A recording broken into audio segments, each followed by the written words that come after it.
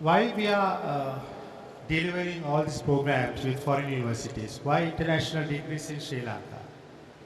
This is a debate in these days. But we must understand today the world is a small village, a global village, and it becoming smaller and smaller and less boundaries. And the Sri Lankan youth have to compete with their counterparts of other countries.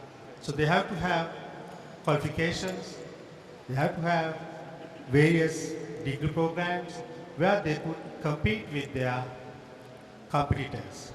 So this is what we are providing. We are providing world-class graduates, we are providing world-class programs and producing world-class graduates in Sri Lanka. And this will also give them an opportunity to study whilst in Sri Lanka. Our students who are enrolling with our master's program will not miss their loved ones, will not miss their business opportunities in Sri Lanka. They will not have a break in their career. What they could do is whilst studying, they could work, they could continue their career, and also they could be with their loved ones, and you will not miss anything. So this is why we are delivering international programs in Sri Lanka very successfully. And ANC and the group has also managed to attract 600 plus foreign students in one time studying in Sri Lanka in all our institutes. So it's the vision of Sri Lanka is making an education hub, which we have already achieved with 600 plus students studying in Sri Lanka, especially from Maldives, South Indian countries, South Indian cities. Then even countries like Iran, the students are coming to study at our institutes.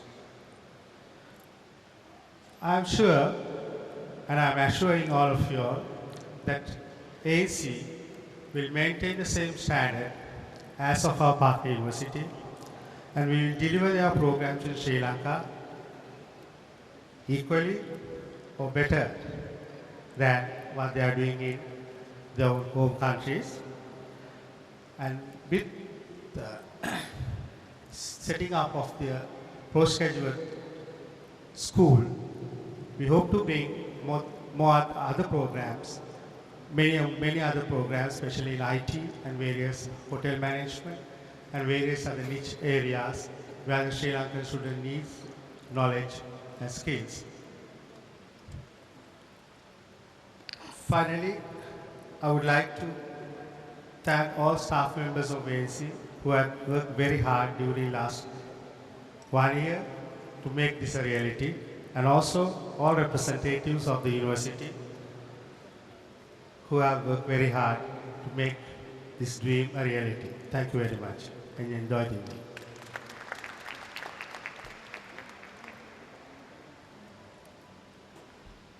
Thank you very much, Mr. Alvis. It now gives me great pleasure to invite Professor Malcolm Davis, head of the Ealing Law School, for his presentation. Professor Malcolm Davis.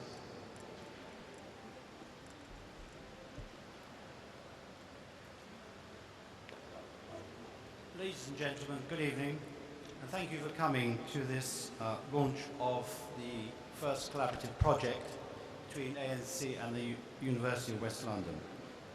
It is my honour that the first programme which we will be bringing together is a master's degree in law from the law school at the university. I'd just like to give you some indication of the vision we have for this development and the importance of this new type of master's degree. Globalization is a reality now. It's not a new feature, but in terms of the interdependencies of the world economy, it's increasingly important. Traditionally, lawyers have been taught, and many of you are lawyers, would have been taught in jurisdiction-specific training academies and universities. That is, you could practice only within that one institution. If you qualify as a lawyer in California, you couldn't practice in New Mexico or Oregon or anywhere else. And that's been the position in the world, and there was a good reason for that. And that will continue. However, there is a new type of legal education required because we require people who can work across between jurisdictions, because the global commercial economy is going to require that. So we need a new type of professional training to match that new commercial international reality. The masters we're offering will be in business and commercial law, banking and finance law, international property law, and investment and arbitration law. Sorry, get back on track. We need lawyers with a new skill set. Not just lawyers, this could be true for anyone in business, accountants and commercial directors. New skill sets who can operate within the legal framework across the different jurisdictions. Economic international development is not new, but it tends to be based on old forms of colonial interdependency. In the 21st century, that is changing. There's a new world order. The 21st century requires us to be able to operate in commercial cooperation and collaboration with a number of potential partners. That requires a different type of person. And the importance of legal education, legal training, is to understand in those societies where the rule of law operates, the advantages of a rule of law as a stable mechanism for mediating our relationships in terms of contracts, and just as importantly, mediating and resolving the disputes when they inevitably happen. Our university law school has delivered legal education for over 40 years. We're very much ingrained in our professional activities in West London. I was president of the Middlesex Law Society. We have a qualifying law degree, and we very much welcome the importance of people who are in training, who benefit and experience from the mentoring and meeting with those who are already in practice and can offer them wise advice on how to move forward. And that approach underpins all our teaching in the law school. It is a practice-focused approach. So if you're studying family law, I'm afraid you're going to have to know how to fill in a divorce petition as well as sign a marriage registry that we've been talking about this evening. The fundamental starting point, the very first lecture I give to my new students, is to point out that the law does not enforce itself. That you're going to have to do a lot of intellectual analysis of the principles of law, understanding the statutory case law basis of law, but just as important, you need to know how it works, who you talk to, who you need to persuade, who makes the decisions, what are the forms. That's the practical reality of law, which makes learning law come alive for students, and we will continue that approach in our new collaboration in Sri Lanka. Here's a list of the staff who will be teaching at the London end, and we have a system of delivery in which the London teachers will also be delivering here along with our colleagues at ANC. And I have to say, having met the law teachers at ANC and the ones who'll be working, of course, I am very impressed with the quality that I have met. They are people with masters and PhDs from around the world, and as importantly, they have been in practice in the commercial sector. That is quite important. That brings credibility to the course. We can sell this to students and potential employers, and that's what we need to do. I'd like to thank Dr. Dayaneth Jayasuriya, who is the Senior Academic Advisor for Legal Studies, for his help in bringing forward a really impressive team of people to teach the students when they come to ANC and start our courses in September this year. So thank you, Dayaneth. I could just mention a few of the staff. Many of them are new because our program has just been running for a few years, so we've appointed important people. It's Dr. Philip Elliott Wright is the program leader. Dr. Krina Kors is our German specialist, who is our lead, gives the lead on the intellectual property rights. Dr. Yarek Krivoy is a Ukrainian who is a PhD from the Moscow University, and before he did his PhD he was at Harvard on a master's degree. He is our international arbitration expert. We have considerable expertise amongst the full-time staff and a number of part-time lecturers from the profession. I mentioned Mike Dirks, who works at Forex. He's an Australian. He's an economic advisor to Forex, which is a money currency exchange company, a very large one in London and around the world.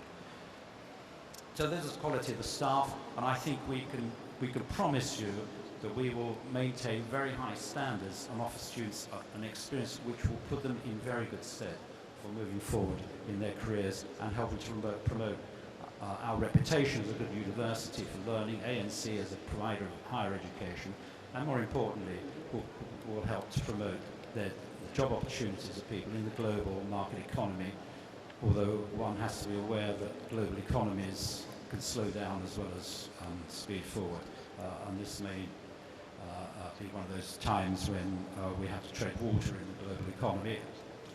More reason for tooling up for when it changes and being prepared for the developments in the world economic growth patterns. Finally, we're committed to delivering high quality education, and it's many thanks to Jiva and to Jagath for their foresight and coming forward and asking us to think about this collaboration, which we've realised is going to be a great success. And for the many colleagues who from the University of West London, I would like to extend their thanks to you for coming tonight and for the future potential collaboration, and most of all to the new colleagues I've met from ANC, who seem very professional, and we're very proud to work with. So thank you all very much, ladies and gentlemen.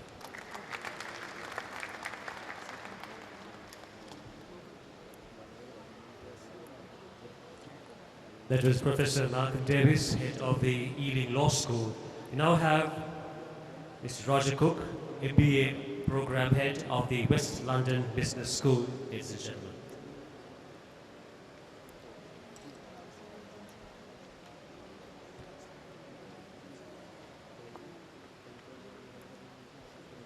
Well, ladies and gentlemen, it's an honour to be with you at the launch of this important postgraduate centre serving Colombo and Sri Lanka, and no doubt the surrounding region as well in the years to come.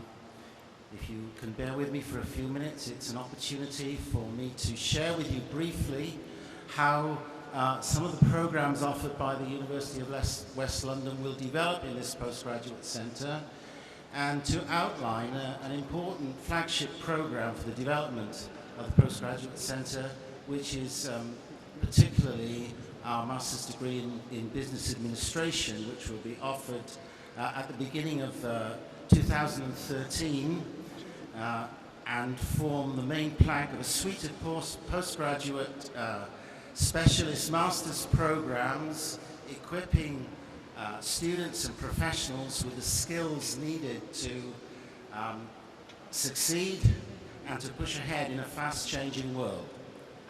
The photographs that you just see on our brief presentation here are reasonably carefully selected to demonstrate just how things are changing.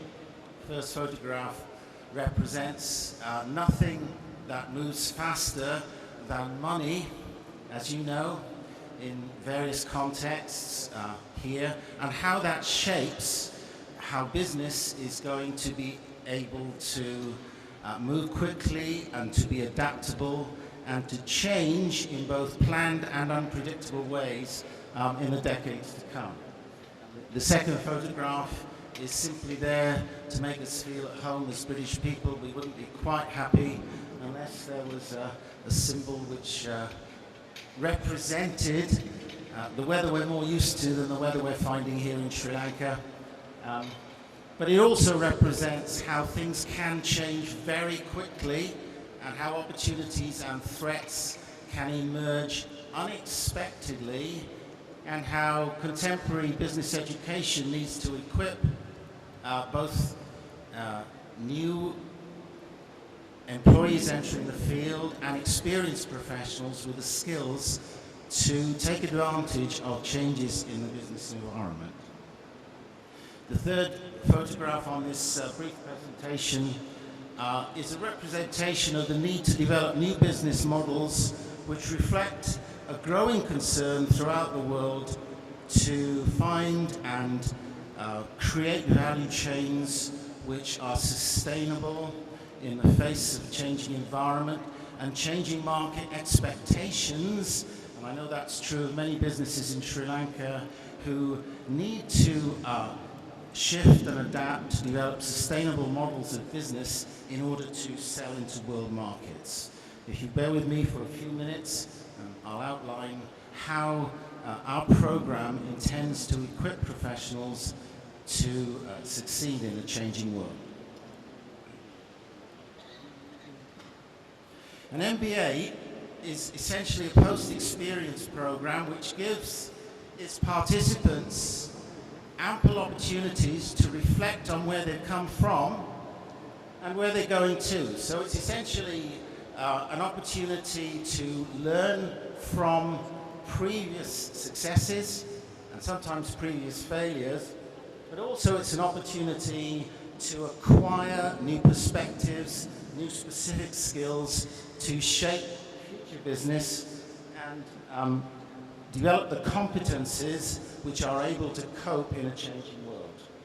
Not surprisingly, you would therefore expect an MBA to have embedded into its content a mix of the kind of traditional skills which any business professional needs, but also to be able to equip its participants with skills in new methods of marketing, new methods of communications, new forms of business structures, ways in which skills can be built into people and therefore into the businesses they represent.